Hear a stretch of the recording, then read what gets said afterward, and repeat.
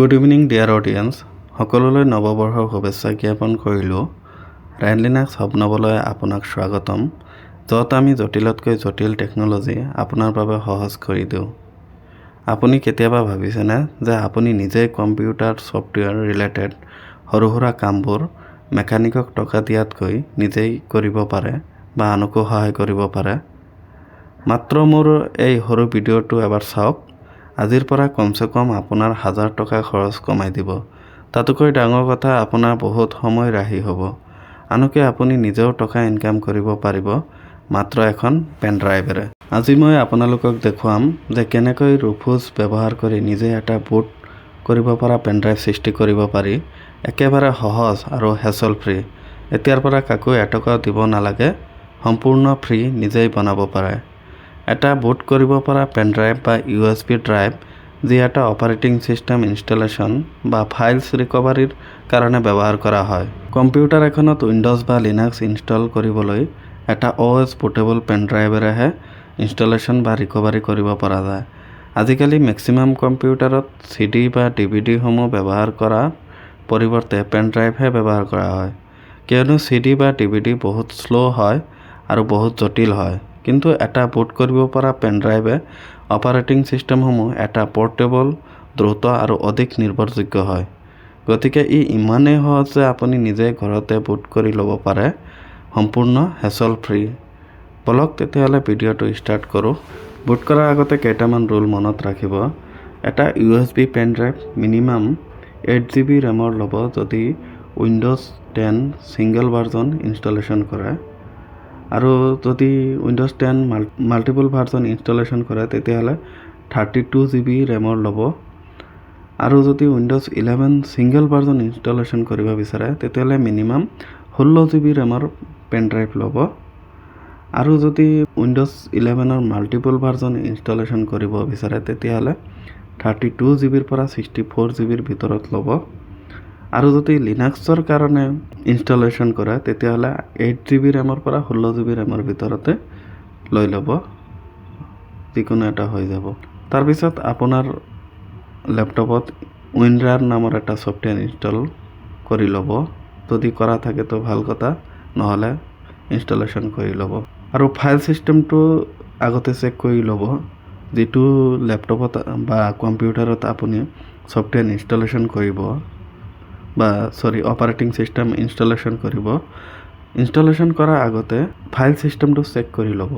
NTFSত আছে নে FAT32ত আছে, আৰু বিভাজনটো কি আছে, UEFIত আছে নে GPTত আছে, আৰু পুৰণি ভাৰ্জনৰ হ'লে বা পুৰণি বায়ছৰ হ'লে তেতিয়াহ'লে MBR থাকিব। গতিকে সেইখিনি আপুনি চাই ল'ব। তো গতিকে প্ৰথমতে আমি ক্ৰমত যাম।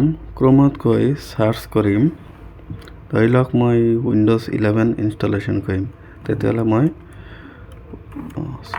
অসমীয়াতে লিখা আছিল উইণ্ডোজ 11 Pro ডাউনলোড কৰি মাৰি দিম। ইয়াতে আহি যাব।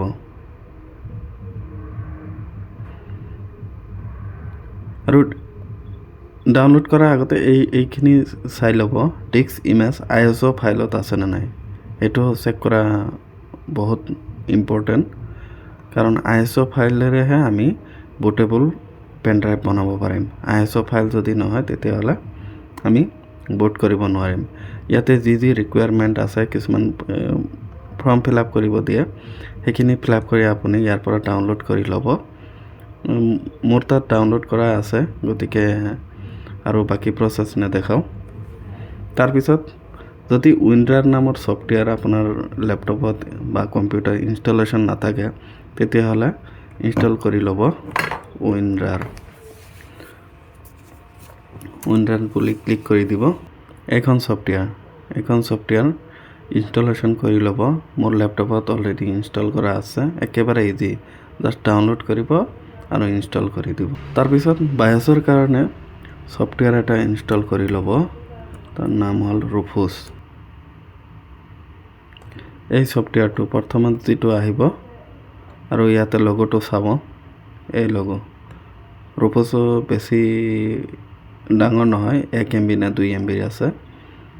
একেবাৰে ইজি, ডাউনলোড কৰি ল'ব। তো মই ডাউনলোড কৰি লৈছোঁ অলৰেডি।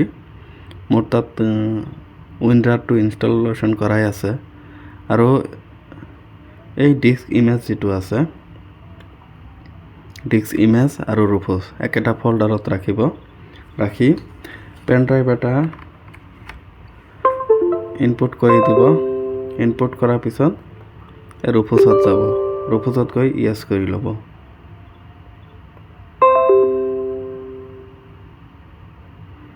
তো প্ৰিভিউটো এনেকুৱা ধৰণৰ আহিব।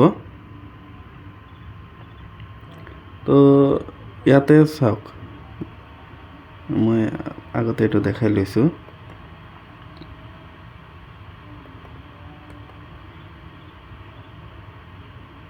স্কেনিং হৈ আছে। চাওক আপলোড হ'ল। আপলোড হোৱাৰ পিছত ই অট'মেটিক আহি গ'ল জিপিটিত। এমবিআৰ যদি মোৰ পুৰণা ভাৰ্জনৰ লেপটপ থাকিলে হয় পাৰ্টিশ্যন ছিষ্টেম, তেতিয়াহ'লে মই এমবিআৰ দি দিলোঁ হয়, কাৰণ এইটো মোৰ নিউ ভাৰ্জন, গতিকে মোৰ এমবিআৰ নালাগে, জিপিটিহে আছে। তো এমবিআৰ নে জিপিটি আৰু টাৰ্গেট ছিষ্টেম যিটো UEFIত আছে নে নন UEFIত আছে, আপুনি কেনেকৈ চেক কৰিব?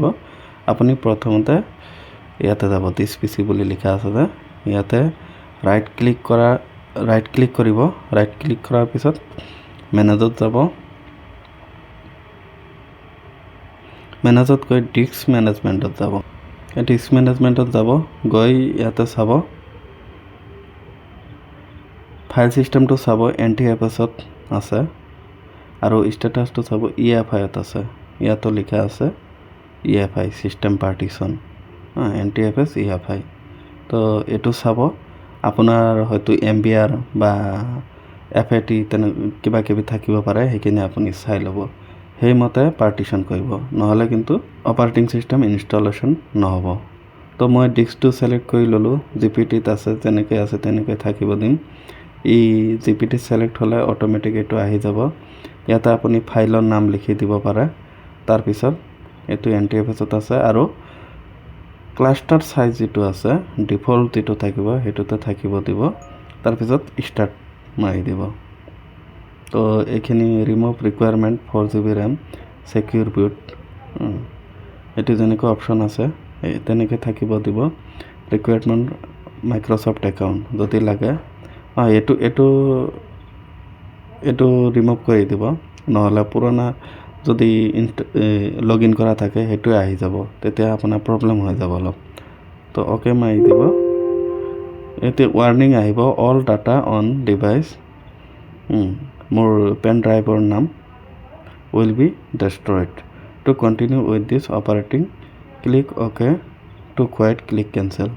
ইয়াত মানে কি হৈছে, মোৰ পেন ড্ৰাইভটো অলৰেডি বুট কৰা আছে, গতিকে বুট কৰা বুলিয়ে নহয়, যদি পেন ড্ৰাইভত কিবা কিবি ফাইল থাকে বা বুট কৰা থাকে, তেতিয়াহ'লে এই ৱাৰ্ণিংটো আহিব। কিয়নো এইটো ক্লিক কৰাৰ লগে লগে এই ছফ্টৱেৰটোৱে কি কৰিব, পেন ড্ৰাইভটো আগতে ফৰ্মেট কৰি ল'ব। ফৰ্মেট কৰি তাৰপিছতহে এই ফাইলটো আপলোড কৰি ল'ব।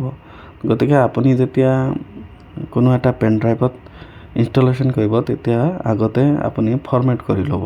আপোনাৰ যদি পাৰ্চনেল ডাটা কিবা থাকে সেইখিনি কিন্তু গোটেই উৰি যাব। গতিকে এইখিনি বেলেগ জেগাত ৰাখি সম্পূৰ্ণ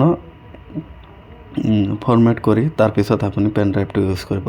আৰু যদি নতুন পেন ড্ৰাইভ ইউজ কৰে, তেতিয়াহ'লে বহুত ভাল, তাত মানে ভাইৰাছ সোমোৱাৰ কোনো চান্স নাথাকে। গতিকে অ'কে মাৰি দিলোঁ। তো এইটো অলপ সময় ল'ব, কমচে কম 10 পৰা 15 মিনিট সময় ল'ব। এইখিনি হোৱাৰ পিছত ইয়াতে ষ্টাৰ্ট বুলি আহিব, আকৌ কেঞ্চেলৰ জেগাত ক্ল'জ বুলি লিখা আহিব। গতিকে আপুনি ক্ল'জ বুলি যি অপশ্যন আহিব তাতে ক্ল'জ কৰি দিব, নহ'লে কি হ'ব, যদি আকৌ ষ্টাৰ্ট কৰি দিয়ে ই আকৌ ষ্টাৰ্ট হৈ যাব, আকৌ কপি কৰিব, আকৌ বুট কৰিব। গতিকে ষ্টাৰ্ট নামাৰিব, ডাইৰেক্ট ক্ল'জ কৰি দিব। ক্ল'জ কৰি দিয়াৰ পিছত আপোনাৰ পেন ড্ৰাইভটো সম্পূৰ্ণৰূপে বুটেবল হৈ যাব। তো আশা কৰোঁ সকলোৱে বুজি পাইছে। ইয়াৰ পিছত আমি কম্পিউটাৰ এটা বা লেপটপ এটা কেনেকৈ বুট কৰা হয়, ফৰ্মেট কৰা হয়, সেই ভিডিঅ' লৈ আনিম। তো এই ভিডিঅ' পাবলৈ আপোনালোকে আমাৰ চেনেলটো ছাবস্ক্ৰাইব কৰিব, লাইক কৰিব আৰু কমেণ্ট কৰিব। ধন্যবাদ।